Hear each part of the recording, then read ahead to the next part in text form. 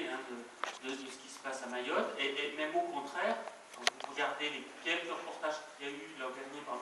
26 ou même à la radio, on a une présentation de Mayotte quand même, c'est tout à fait autre chose. C'est-à-dire, alors on nous parle, il y a des gros problèmes, de la misère, il y a l'immigration clandestine, etc. Mais attention, la France est là, elle apporte ses moyens, elle aide. Et d'ailleurs, c'est vrai, on nous cite les chiffres, on nous dit, regardez, on a construit 10 collèges, 3 lycées, on a augmenté de 200 ou 300% tel effort en matière de santé, en matière d'éducation, etc. Et donc on a cette image, c'est comme cette image qui transparaît, c'est-à-dire qu'il y a beaucoup de problèmes là-bas, mais on fait d'énormes efforts et ça s'améliore. Et on ne se pose pas la question pourquoi, il y a encore une dizaine d'années, les taux de scolarisation étaient aussi faibles ou plus faibles que l'Algérie des années 50, alors que la France est supposée y être depuis 170 ans. Que Jules Ferry, c'est quand même pas il y a 10 ans. On ne se pose pas ces questions-là. Donc il y a vraiment. Enfin, ce que je pense qui est très important, c'est. Et il y a 10 ans, ça ne posait pas la question non plus. C'est-à-dire que je pense que ce dont souffre Mayotte, c'est de ne pas être connu. Donc bravo, hein, bravo aux réalisateurs, bravo aux Médecins du Monde d'y aller, de montrer, de témoigner. Et je pense qu'il faut continuer parce que plus on va montrer, plus les atteintes aux droits, l'impunité de l'administration, de la police, les violations des textes internationaux sont de moins, j'espère, de moins en moins tenables. Mais pour ça, il faut y aller, il faut témoigner, il faut écrire, filmer, soigner. Et malheureusement, quand même, on le voit bien avec la départementalisation dans les médias. J'ai essayé d'écouter ces derniers jours la radio, etc.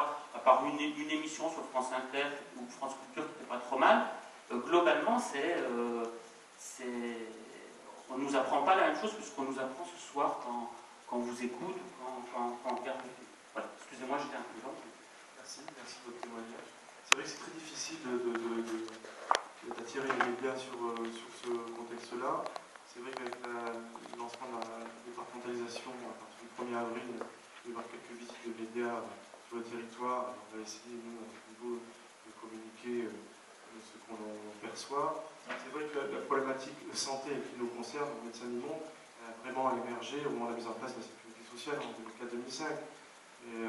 Et avec, en parallèle, une montée en puissance des expulsions, qui étaient certes toujours moins présentes, mais qui sont vraiment qui sont montées en flèche ces dernières années, et qui, du fait de ces stratégies politiques, génèrent un problème de santé publique qui, pour l'instant, reste un peu larvé, mais dont on sait possiblement des pathologies telles que le choléra ou la rougeole peuvent revenir très facilement.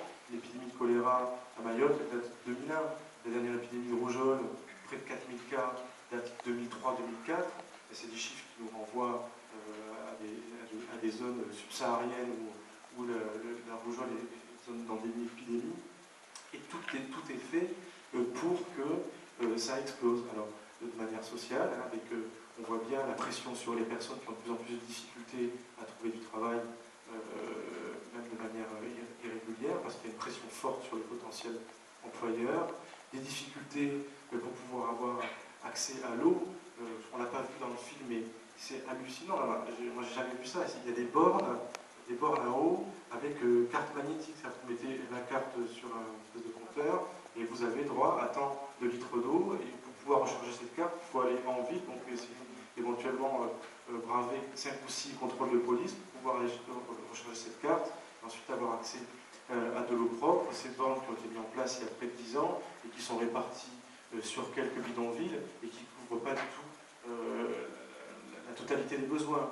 Donc je dirais, effectivement, on n'a pas parlé jusqu'à présent, pas assez, parce que c'est vraiment depuis, je dirais, 5-6 ans, sur les questions de santé et de santé publique, ça monte en puissance. C'est vrai qu'il y a un plateau technique, comme tu le disais, qui est correct à Mayotte, avec de bons médecins, de bons soignants, un hôpital qui tient bien la route, des efforts qui sont faits dans le fait qu'il y ait des moyens, encore une fois, techniques, des laboratoires, des biologiques, des radios, des mammographies, des échographies.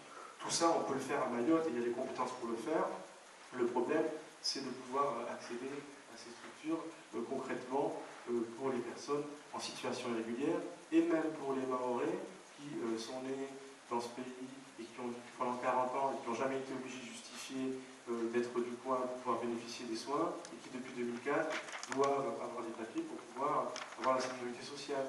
Et donc ces personnes-là aussi sont dans de grandes difficultés pour pouvoir ouvrir leurs droits. Question ?